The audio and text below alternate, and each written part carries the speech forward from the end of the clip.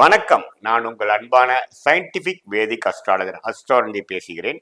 நல்லது நினைப்போம், நல்லதே நடக்கும். தொடர்ந்து நம்மளுடைய சேனல்ல வரக்கூடிய வீடியோஸ் எல்லாம் பார்த்துட்டு இருப்பீங்க நம்புறேன். எந்த விதத்திலும் மூட நம்பிக்கைக்குள்ளே போகாமல் உள்ளது உள்ளவாறு சயின்டிபிக் வேதிக் அஸ்ட்ராலஜி முறையில துல்லியமாக பார்த்து கொண்டிருக்கிறோம்.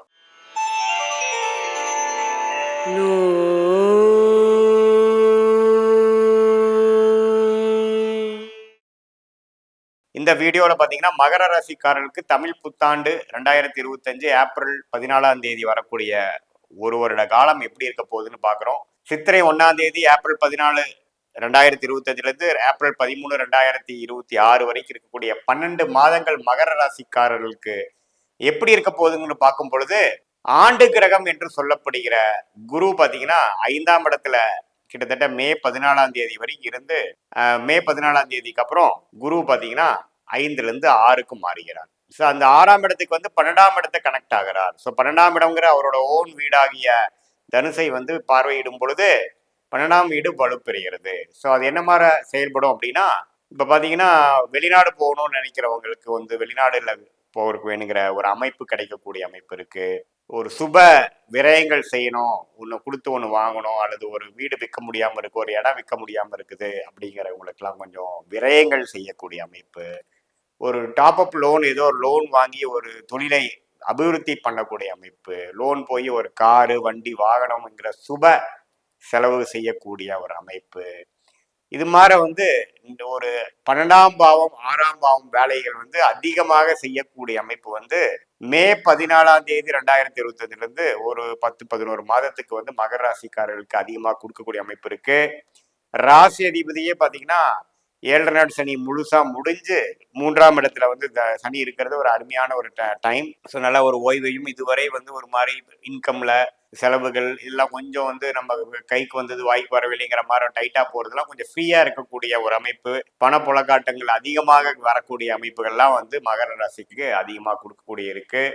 அதே சமயத்துல ராகு கேது பயிற்சியும் பார்த்தீங்கன்னா 3 இருந்த ராகு 2க்கும் 9ஆம் இடத்துல இருந்த ராகு பார்த்தீங்கன்னா 8ஆம் இடத்துக்கும் வரார். ஸோ கேதுவும் வரார். ஸோ கேது 8ஆம் இடத்துக்கும் ராகு 2ஆம் இடத்துக்கும் குருவின் பார்வையை ராகு பெறுவதும் நல்லதுதான். ஸோ இதனால வெளிநாடு போகக்கூடிய அமைப்புகள் இன்னுமே வலுப்பெறுகிறது. அந்நிய செலாவணியில வாங்குறது, ஒரு அந்நிய சூழ்நிலையில வாங்குறது, நார்த் இந்தியாவில் போய் கொஞ்சம் டிராவல் பண்ணிட்டு வர்றது, கொஞ்சம் இடம் மாற்றம் ஆகுறது, இது மாதிரி விஷயங்கள்லாம் அதிகமாக மகர ராசிக்காரர்களுக்கு கொடுக்கக்கூடிய அமைப்பு இருக்கு. ஸோ ஒரு படிப்பு முடிச்சுட்டு வெளி மாநிலத்தை போய் ஹையர் ஸ்டடீஸ் பண்றவங்க, ஒரு கொஞ்சம் வேற இடத்துக்கு மாறி போய் வேலையில மாறுறவங்க, அதே சமயத்துல கல்யாணமாகி இடம் மாறுறது, வேலை நிமித்தமாக தொழில் நிமித்தமாக வெளி மாநிலம் வெளிநாடு டிராவல் பண்றது, இது எல்லாமே அதிகமாக இந்த வருடம் முழுக்க தமிழ் புத்தாண்டு முழுக்க மகர ராசிக்காரர்களுக்கு கொடுக்கக்கூடிய அமைப்பு இருக்கு.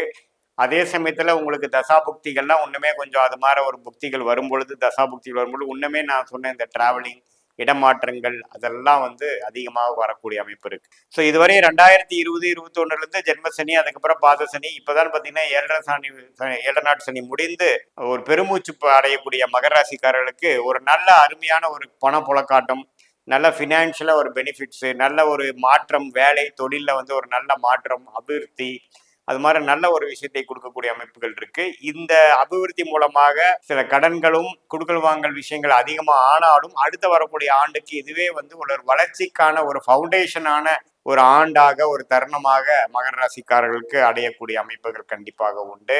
மாணவர்கள் எல்லாத்துக்கும் பார்த்தீங்கன்னா ஒரு படிப்பு விஷயத்துக்காக ஒரு இடமாற்றங்கள் வரக்கூடிய அமைப்புகள் இருக்கு.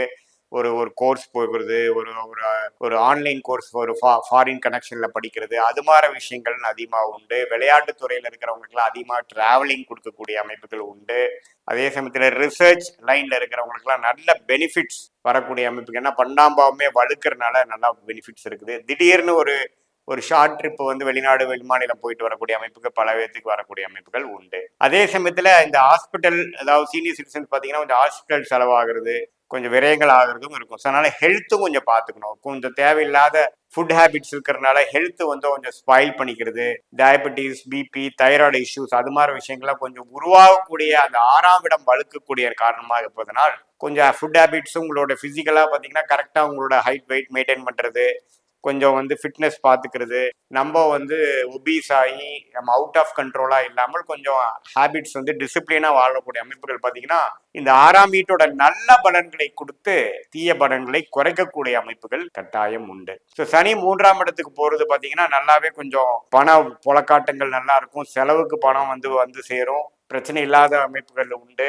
அதே சமயத்துல இதுவரை வந்து வாழ்க்கையில வந்து ஜென்மசனியில பாதிக்கப்பட்டு படிப்படியாக மீண்டு வரவங்களுக்கு ஒரு நல்ல ஒரு ஸ்டேஜுக்கு நம்ம வந்துட்டோம், இதுல ஒரு பெரிய பிரச்சனை இல்லை அப்படிங்கிற மாதிரி, அது மார்க்கெட்டிங் துறையில் இருந்தாலும் சரி, ஒரு ரிசர்ச் துறையில் இருந்தாலும் சரி, டெக்னிக்கல் துறையில் இருந்தாலும் சரி, நல்ல ஒரு ஓய்வான ஒரு நல்ல ஒரு மாற்றத்தை கொடுக்கக்கூடிய அமைப்பு கண்டிப்பாக மகர ராசிக்காரர்களுக்கு உண்டு.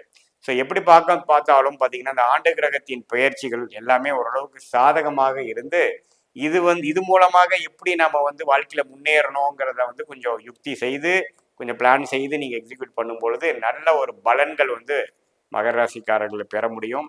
இது பொதுவான பலன்களே தவிர உங்களுடைய ஜென்ம ஜாதகத்துல எப்படி தசாபுக்திகள் போய் கொண்டிருக்கிறது, நீங்க என்ன லக்னத்துல பிறந்திருக்கீங்க, நீ என்ன நட்சத்திரத்துல பிறந்திருக்கீங்க, அந்த லக்னத்துக்கு அந்த தசநாதன் புக்திநாதன் எப்படி போய் கொண்டிருக்கிறார், எது மாதிரி ஒரு கிரகம் ராஜயோக கிரகமா வரக்கூடாத தசையா, இதெல்லாம் பார்த்து இப்ப நான் சொன்ன இந்த சனி பயிற்சி குரு பயிற்சி ராகுகேது பயிற்சியும் சேர்ந்து மிக்ஸ் பண்ணி பார்க்கும் பொழுது உங்களுடைய ஜாதகம் முழு பலன் பார்த்தீங்கன்னா ஷார்ட் டேர்ம்ல எப்படி இருக்கு, லாங் டேர்ம்ல எப்படி இருக்கு, எத்தகைய முடிவு எப்படி எடுக்கணும், நெக்ஸ்ட் ஃபியூச்சர் எப்படி இருக்கு, எது மாதிரி டைரக்ஷன்ல நம்ம லைஃப் மூவ் ஆக போகுது, எது மாதிரி நம்ம அலைன் ஆகிக்கிறது நல்லது, எந்த நேரத்துல எது பண்ணலாம் அப்படிங்கிறதெல்லாம் துல்லியமாக தெரிந்து நம்ம செயல்படும் பொழுது நல்லாவே நம்மளுடைய வாழ்க்கையை லைஃப் பொட்டன்ஷியலை மேக்சிமைஸ் பண்ணி வர வேண்டியதை அதிகப்படுத்தி வர வேண்டாததை குறைத்து நல்ல பயன் பெற முடியும் இந்திய வேத ஜோதிட முறையிலேங்கிறத நான் கேட்டுக்கொள்கிறேன்.